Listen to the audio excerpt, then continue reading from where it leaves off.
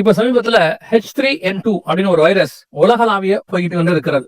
கராச்சியில மட்டுமே ஒரு நாளைக்கு 50 பேருக்கு மேல ஹாஸ்பிட்டல் அட்மிட் ஆகிற அளவுக்கு போயிட்டு இருக்கு. அது மட்டுமல்ல, இங்கிலாந்துல மட்டும் 8000 பேர் இதுக்காக பாதிக்கப்பட்டிருக்கிறாங்க. கிட்டத்தட்ட உலகளாவிய பாத்தீங்கன்னா அமெரிக்கால மட்டுமே 29 லட்சம் பேர் பாதிக்கப்பட்டதாக சொல்லப்படுது.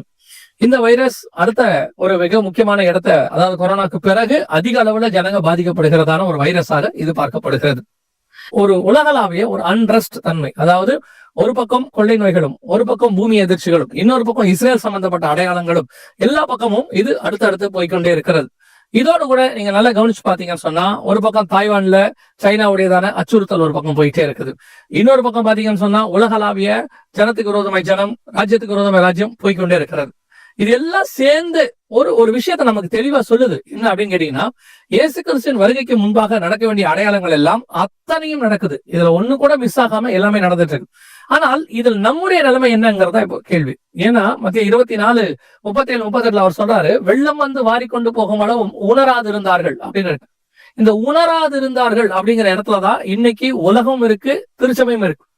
நாம இந்த அடையாளங்கள் எல்லாம் பார்க்கும்போது இப்ப நம்ம செய்ய வேண்டிய மிக முக்கியமான விஷயம் என்ன அப்படின்னா, நீ உன் தேவனை சந்திக்க ஆயத்தப்படு. அந்த வேலையை மட்டும்தான் இப்ப நம்ம செய்யணும்.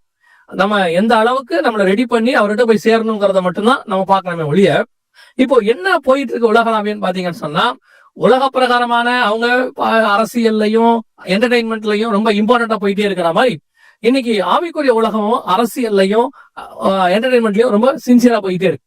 அதனுடைய விளைவு என்ன அப்படின்னு கேட்டீங்கன்னா, கிறிஸ்துவை சந்திப்பதற்கு மனவாட்டி சபை ரெடியா இருக்குதா? அதான் கேள்வி. ஒவ்வொரு நாளும் இனி தயாராக வேண்டிய இடத்துக்கு நம்ம வந்துட்டோம்.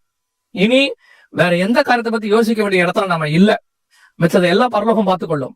ஒவ்வொரு நாளும் உன் தேவனை சந்திக்க நீ ஆயத்தப்படு அப்படிங்கிற அந்த ஸ்லோகன் நமக்கு வந்துகிட்டே இருக்கணும். அந்த வசனம் நமக்கு வந்துகிட்டே இருக்கணும். ஒரு பக்கம் எல்லா காரியங்களும் நடைபெற்றுக் கொண்டிருக்கிறது, இன்னொரு பக்கம் சபை அவரை சந்திக்கபடி ஆயத்தப்பட வேண்டும்.